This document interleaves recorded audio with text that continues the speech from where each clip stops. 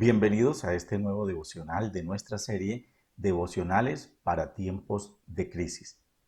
En el devocional anterior empezamos a estudiar el libro de las Crónicas, el segundo libro de las Crónicas, el capítulo 20, la historia de los enemigos que se levantaron contra el reino de Israel en la época en la cual era rey Josafat. Segundo libro de las Crónicas, capítulo 20. Y estuvimos hablando de lo que hizo el rey Josafat, es decir, pidió a su pueblo que todos se postraran delante de Dios, buscaran el rostro de Dios. Recordaron todo lo que Dios había hecho en el pasado por ellos. Y eso forma parte del crecimiento espiritual. Hoy quisiera reflexionar con ustedes acerca del versículo 13 en adelante. Segundo libro de las Crónicas, capítulo 20, versículo 13. Y todo Judá estaba en pie delante de Jehová, con sus niños, sus mujeres, sus hijos. Y estaba allí Jazaziel, hijo de Zacarías, hijo de Benaía, de los hijos de Asap, aclara el autor. Sobre este vino el Espíritu de Jehová en medio de la reunión. Y dijo, oíd esto Judá y todos vosotros moradores de Jerusalén. Y tú, rey Josafat, Jehová os dice así: no temáis ni os amedrentéis delante de esta multitud tan grande, porque no es vuestra la guerra, sino de Dios. No es vuestra la guerra, sino de Dios. Mañana descenderéis contra ellos. He aquí que ellos subirán por la cuesta de Cis, y los hallaréis junto al arroyo. Dice que iban a subir por la cuesta de Cis, y dice, y los hallaréis junto al arroyo, antes del desierto de Jeruel. No habrá para qué peleéis vosotros. En este caso, paraos, estad quietos y ved la salvación de Jehová con vosotros. Oh Jerusalén, no temáis ni desmayéis. Salid mañana contra ellos, porque Jehová estará con vosotros. Hay varias cosas que podríamos extraer de aquí y que yo quisiera compartir con ustedes en este momento.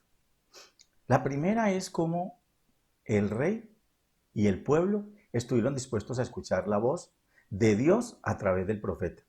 Dice que se levantó una persona, Jezazael, y este hombre vino sobre él el Espíritu del Señor y habló en nombre del Señor. Y dice varias cosas que son muy importantes, pero yo quiero resaltar algunas de ellas. La primera, le dice a ese pueblo que ellos deben reconocer que en ese momento de circunstancia adversa donde el enemigo venía contra ellos, la batalla, la guerra no era de ellos, la batalla es de Dios. La batalla es de Dios. En otras palabras, mucho de lo que estamos enfrentando hoy demanda de nosotros un gran esfuerzo, pero una cosa es clara, y es que el que está al frente, luchando por nosotros, planteando todo por nosotros, es Dios. No tenéis por qué pelear. La batalla no es vuestra, es de Dios. En otras versiones dice, porque la guerra no es vuestra, es de Dios. Qué bueno es saber que no estamos solos. Qué bueno es saber que en circunstancias tan adversas como las que estamos viviendo, no nos ha dejado solos el Señor. El profeta le dice al pueblo, le dice al rey, tranquilo rey, esta guerra no es de ustedes, es de Dios. Y nosotros estamos sintiendo que estamos enfrentados a una pandemia y a una situación difícil donde aparentemente es una guerra y según dicen muchos todavía perdida, porque no hemos encontrado solución. Pero es porque estamos confiando en nuestras propias fuerzas, estamos confiando en nosotros. La Biblia dice, la batalla no es vuestra, es de Dios. Y aprender a descansar y confiar en Él es clave. La segunda enseñanza que es maravillosa es cuando el profeta le dice al rey que la estrategia para enfrentar a la circunstancia no es armar a los hombres para la guerra. Dice que aliste a los cantores, aliste a los músicos, a los que alaban, a los que adoran. Y dice, salid y estad quietos y esperad. No es fácil decirle a un rey que cuando vienen los enemigos, lo que tiene que hacer es, en lugar de preparar a sus guerreros, preparar a sus músicos, preparar a sus adoradores. Y estos adoradores y estos músicos en este relato son los que tienen la parte delantera del conflicto. Cuando ellos ya salen y se ponen en la montaña y más adelante dice que tocaban la trompeta, el salterio y adoraban a Dios y cantaban y exaltaban a Dios, la batalla fue ganada no por soldados con armas físicas, sino por adoradores.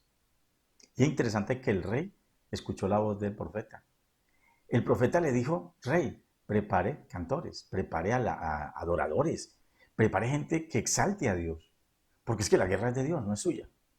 Entonces, la pregunta es, ¿cuál es nuestra actitud como adoradores hoy?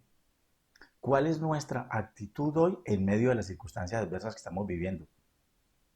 ¿Estamos dando la oportunidad a la alabanza, a la adoración?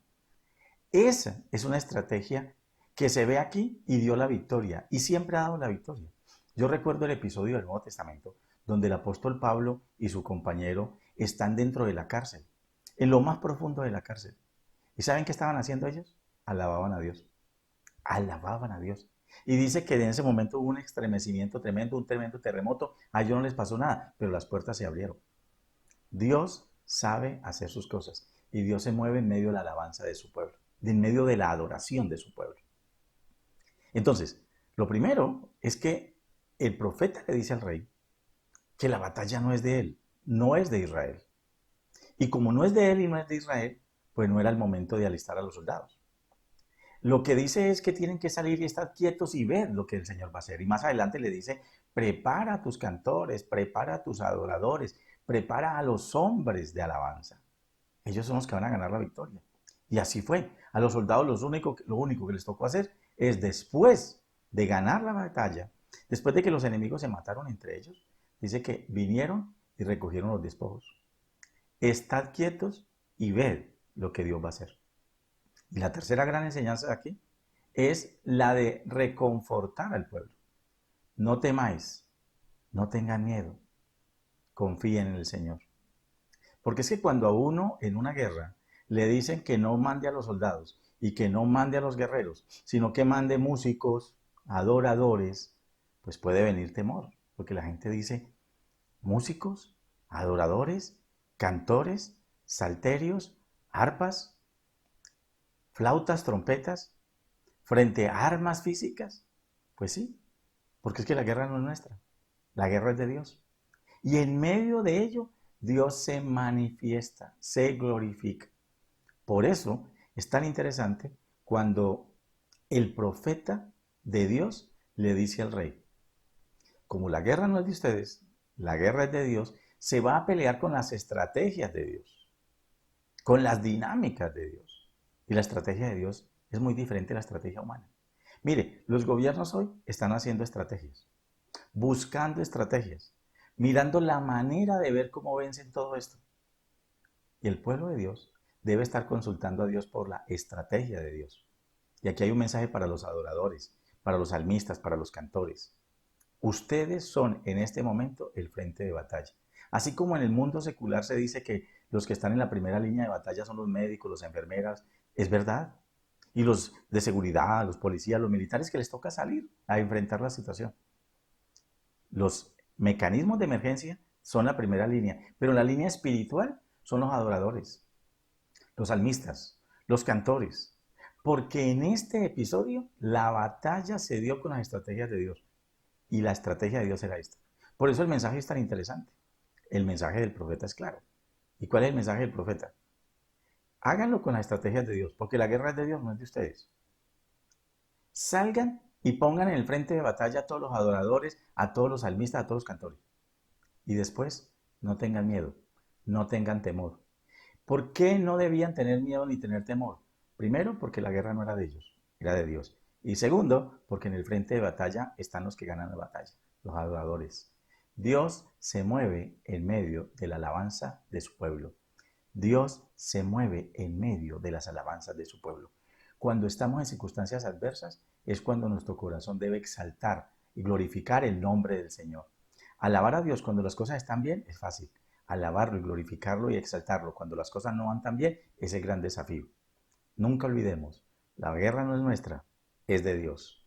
se va a pelear con las estrategias de Dios.